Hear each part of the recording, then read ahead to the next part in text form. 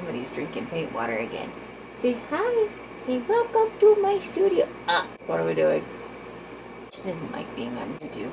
Today we're going to talk about some products that I was sent by the company Lightwish. Sorry. If you're interested, hang out and we'll talk about it.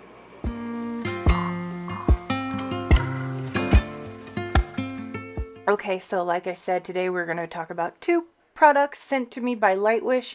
This is not sponsored. They asked if I wanted to try the products. I said yeah, and so that's what we're going to talk about today. So the first thing is these 8 Chinese calligraphy style brushes. There's 2 that are detail and then 6 that are other sizes. So the company told me that there will be some shedding initially, and to just swish them really well in water, use like a paper towel or a tissue to kind of get rid of the excess hairs before you begin painting. Okay, so I have learned to use a shallow water container when I remove the glue from brushes. I've made mistakes in the past. We all make mistakes. And I got a lot of comments on my last brush review video. Some of you were very concerned about my brushes. Thank you for that. So this time I will be a little more careful. Now, these had so much glue on them, so I'm gentle. I'm gentle, folks. But we want to make sure to get that glue off. There's so much. I don't know that it's glue. I keep saying glue. It's gum arabic or something. Just to keep those bristles stiff. So if you've ever bought new brushes and they're stiff, it's just to protect them so they don't get bent and things during shipping. So like I said, there's so much shedding just from that one brush. So don't freak out. If you buy these and you start seeing hairs everywhere, don't freak out. The company does on their website recommend, they like have a guide of how to clean your brushes and get them going. So you will have some shedding. So do a good job, switch them around, roll it across the paper towel, and we'll see how this goes. I really like the fine point on these so far.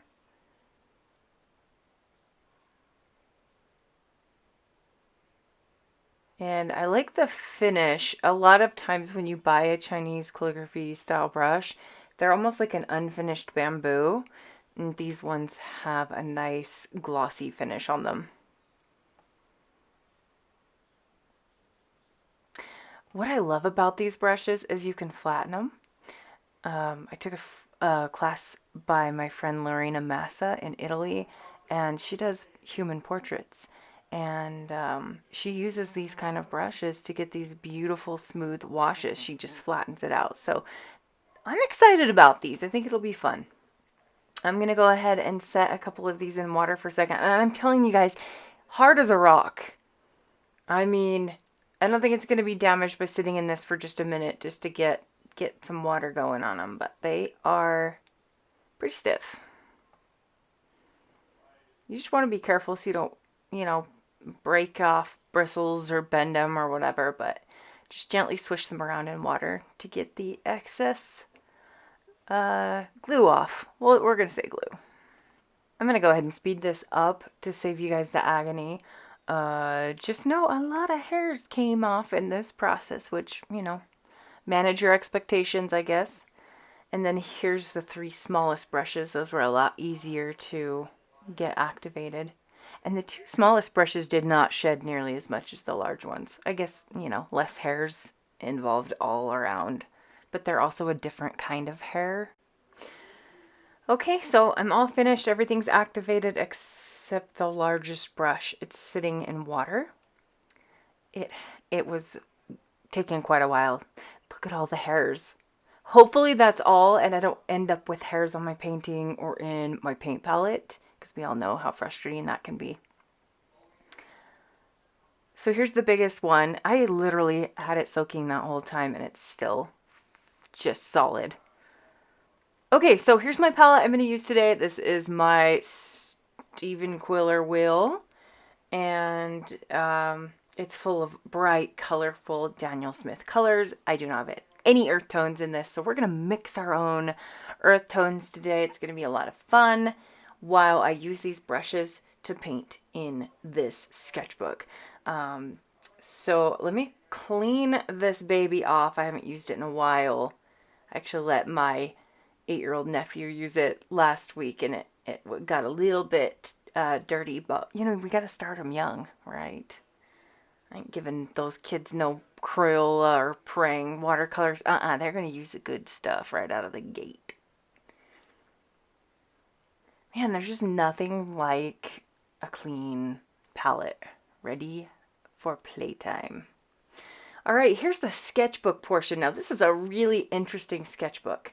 It's got a magnetic closure. It has kind of like a faux suede type cover, and then it is indeed a ring binder. Now, I am not a fan of spiral sketchbooks or ring binding sketchbooks, but how fun would this be to use as like a swatching sketchbook? Because you can put pages in, pull them out.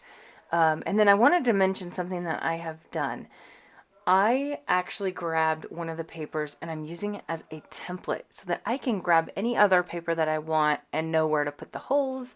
And if you look here in the back, I actually have already cut and put in some of my own paper, and you can see the color difference there. The paper that comes with it is bright white, and the paper I put in is kind of a natural white. So it's refillable. Now the company does offer on Amazon, they do offer packs of 20 sheets of their paper. So we'll see how good their paper is, and you can decide for yourself. But this is refillable. It's around $20 USD at the time of this filming. And yeah, so it's a nice little refillable notebook. And you could even, I mean, if you really wanted to, you could use it as a journal. So yeah, I've got my little hole puncher here, super fancy. I think I've had it since I was 12. And, you know, when you have a good tool, you just keep it. So I'm going to put this here in the back so that I have it for later. This does come with 20 sheets already. The front side is textured and the back is very smooth. And so far, I kind of like the way the paint is looking on the paper. It does do, so far, I'm seeing a little bit of those white speckles you sometimes get. But we'll see how it goes. Okay, so the first thing I'm going to do is just swatch the brushes out, test them out, see how thin of lines they can make, how much water they hold, how long they can go for. I always like to do this anytime I get a new brush. It's just a really good way to test them out and kind of take it on a trial run. Okay, so here's the first two. They're considered detail brushes. They're quite tiny and sharp. And I gotta say, this is reminding me of like United States forest. Like if you go to national forest, like if you've been to Yellowstone or Yosemite, isn't that reminding you of like park benches and picnic tables, how they have like the name of the forest stamped into it? I'm sorry. I've been around a little bit. So anyway, yeah, I'm really digging the sharp point on these. Now they are natural hair. If you do not like using brushes that are natural hair, these are not for you. So they are not synthetic. I will post the link for these and the website so that you can go look at more information on them. They are considered let me look at the box here. I think they're considered a Sable. I don't know about that. I don't know. That just sounds weird. I don't know how I feel about that, but here we are. All right, so the first brush detail number 1 is lovely. It makes quite a nice thin point. Now, if you have a lot of water and paint loaded into a tiny brush, you won't get as fine lines. So play around with it, you know, using more or less water to see what you can get. But I'm digging it so far. I mean, these brushes feel kind of primitive. At least these two smallest ones. They don't have a metal ferrule. They are literally a Chinese style like calligraphy brush. So manage your expectations if you decide to buy these. I'm going to speed some of this footage up. It just so that we don't have to sit here forever watching me do this. But yeah, if you've never done this with a new brush, try it. It's kind of fun, and it really gives you a good idea of what you're dealing with. I did try to record the footage with my phone, but guess who forgot to push record? Yeah, girl did. She forgot to push record. Also, I'm doing voiceover because my microphone was not connected when I initially made this video. So, yeah, me and the YouTube, we're a little rusty. That green is Green Gold by Daniel Smith, and it is gorgeous. And then the second green, the dark green, that is their new Cobalt Green Deep. And I forgot to mention the first color I was using is Rose of Ultramarine. And then this green at the bottom is Phthalo Green Blue shade. Yeah, I did end up with like 1 or 2 hairs during this swatching process, but it wasn't bad.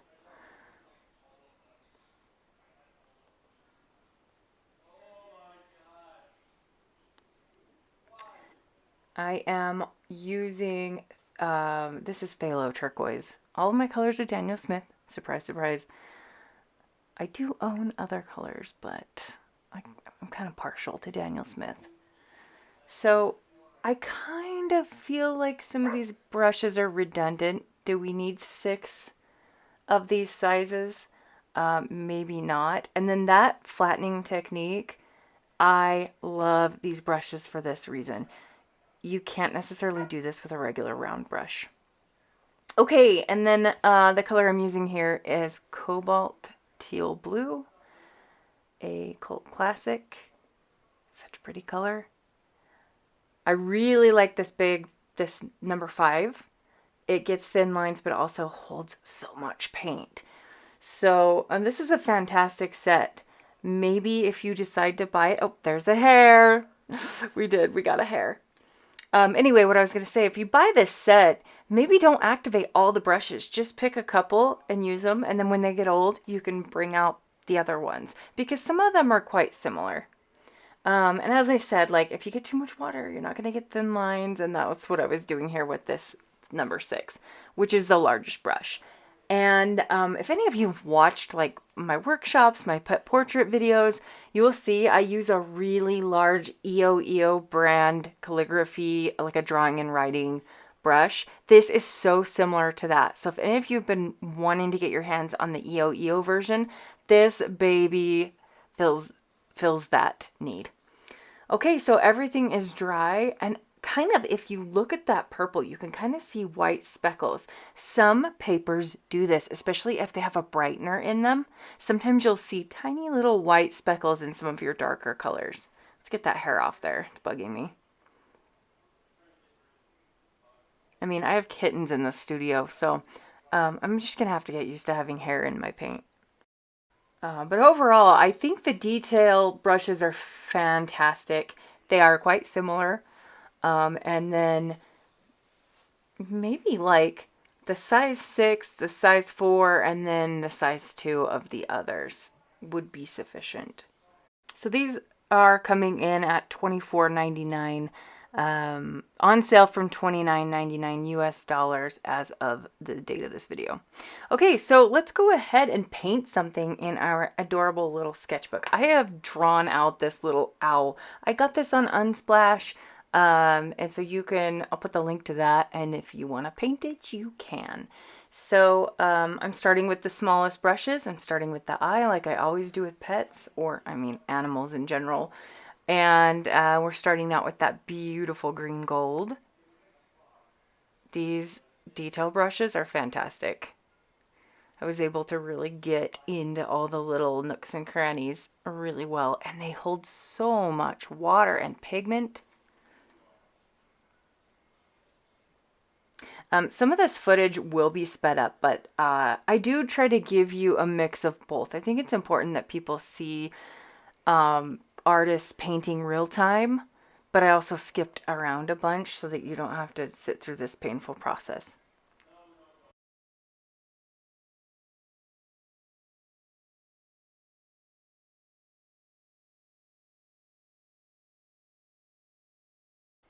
Now, this sketchbook is coming in at $21.99 right now, and the paper refills are, let's look, 50 sheets for $15.99 on sale from $17.99.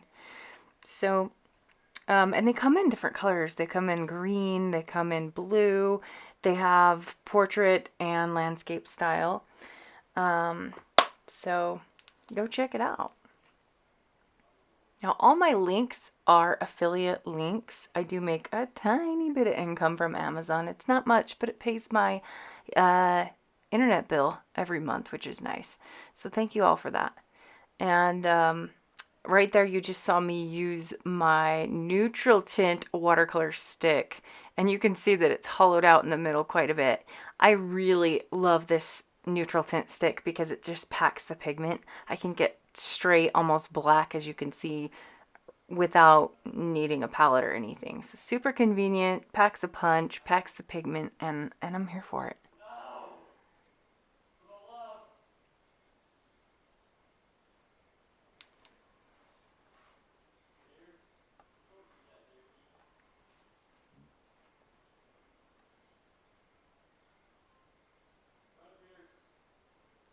Now I've moved up to the detail size 2 brush, and I've got a mix of shadow violet and Aussie red gold for this kind of pinky creamy brown color. I think I put a little carmine in it as well. I was having so much fun mixing earth tones on this project using bright fun colors.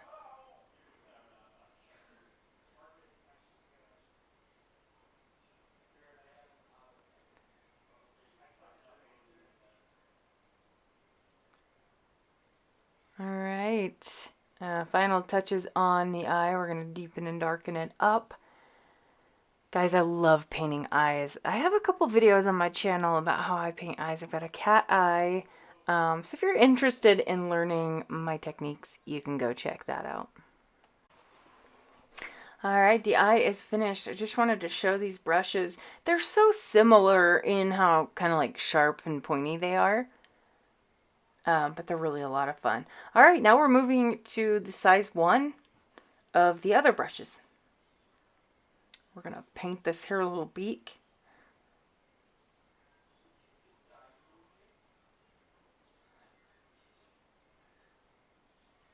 Anytime I pause and you see my brush hover, it's because I'm looking at my reference and thinking what I'm gonna do next. Sometimes I just don't know what I'm gonna do, and I have to take some time.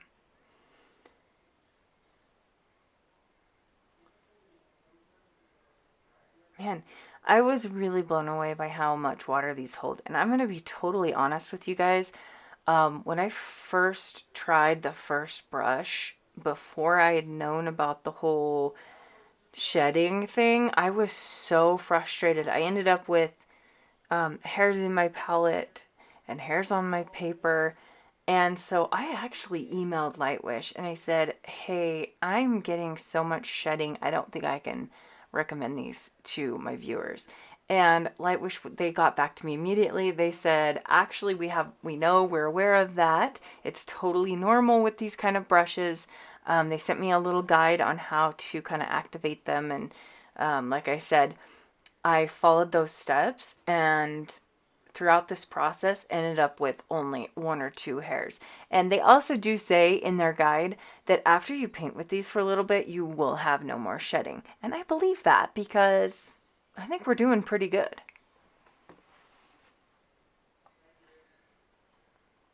These brushes are fantastic for hairs and feathers.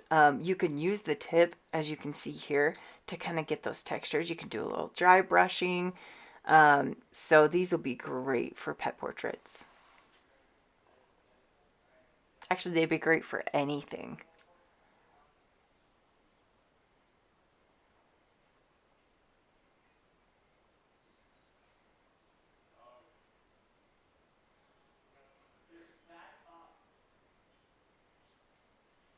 Now, most of you know me as being a total silver brush fangirl. I love me a silver black velvet round brush. And full disclosure, I actually have had the honor of becoming a silver ambassador over the last year, during this year. And so I'm not about to abandon my silver brushes and I still will be talking about them, promoting them, showing them, using them. I love my silver brushes. However, it's fun to try new things. I like to give people options and to know what's out there. I mean, there's so many different price points. We're all on different budgets, and so I like to provide options for people. So that's what this is.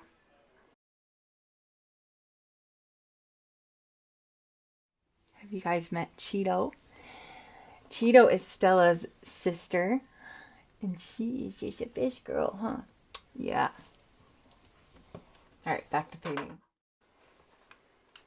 So as you can see, we've been moving up slowly in brush size, and the ironic thing is that is what I do when I paint pet portraits. If you've seen me, I have a 5-step process. I will start with my smallest brushes, and by the end, I'm using my biggest brushes. So these were kind of perfect for that.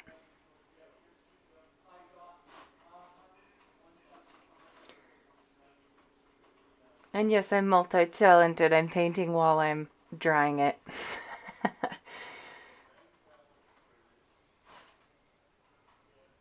And I'm back to the tiny brushes, kind of giving some final details, getting some more texture and kind of some feather situation happening here. I like to paint a couple of feathers here and there when I do birds, but not too many.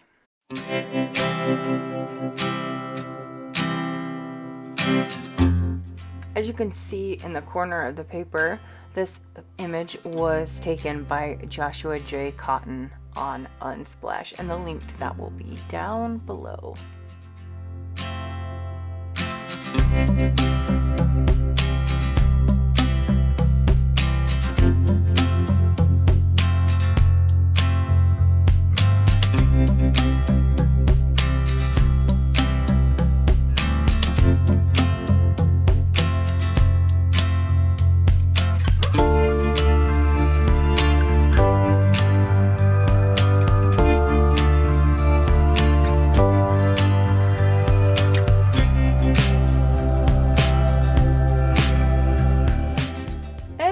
Last minute I decided to come in with a background. I wanted a little contrast, but I also wanted to show how much paint this big guy holds. I am telling you, this brush is thirsty.